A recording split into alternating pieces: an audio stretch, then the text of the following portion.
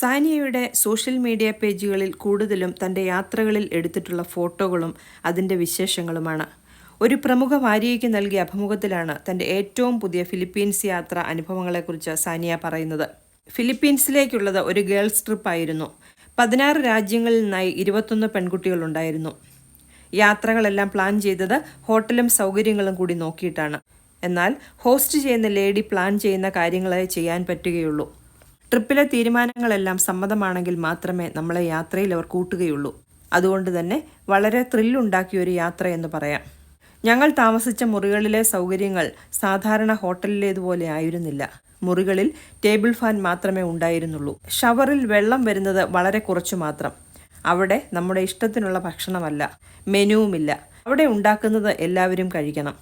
ഫിലിപ്പീൻസിൽ നിന്നാണ് വെള്ളത്തിലിറങ്ങാനുള്ള തൻ്റെ പേടി മാറിയതെന്നും സാനിയ പറയുന്നു. കുട്ടിക്കാലത്ത് നീന്തൽ പഠിക്കാൻ അച്ഛനും അമ്മയും കൊണ്ടുപോയി.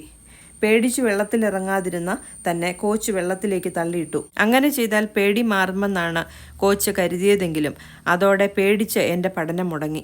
പിന്നീട് വെള്ളത്തിലിറങ്ങാൻ ഭയമായിരുന്നു. ആ ഭയം മാറിയത് ഇപ്പോഴുള്ള ഫിലിപ്പീൻസ് യാത്രയിലാണ്. അവിടെ സർഫിംഗ് പഠിപ്പിക്കാൻ വന്ന ടീം വെള്ളത്തിൽ ശ്വാസം പിടിച്ച് നിൽക്കാനും മുങ്ങിപ്പൊങ്ങാനും ഒക്കെ പഠിപ്പിച്ചു.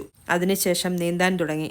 ആ രാത്രി സന്തോഷം കൊണ്ട് ഉറക്കം വന്നില്ലെന്ന് സാനിയ പറയുന്നു. സിനിമയിൽ നിന്നും ബ്രേക്ക് എടുത്ത് ലണ്ടനിൽ പഠിക്കാൻ പോയ സാനിയ വീണ്ടും തിരികെ സിനിമ അഭിനയം തുടങ്ങുകയായിരുന്നു. സിനിമയിൽ നിന്ന് അങ്ങനെ തനിക്ക് ബ്രേക്ക് എടുത്ത് മാറാൻ സാധിക്കില്ല എന്നത് അവിടെ എത്തിയപ്പോഴാണ് മനസ്സിലായത് എന്ന് സാനിയ പറയുന്നു.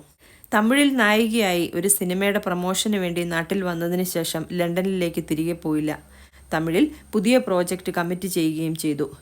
തമിഴിലൊരു പുതിയ പടം കൂടി റിലീസിങ്ങിനായി കാത്തിരിക്കുന്നു. അതുപോലെ മലയാളത്തിൽ ഐസ് എന്ന വെബ് സീരീസിലും താരം അഭിനയിക്കുന്നുണ്ട്.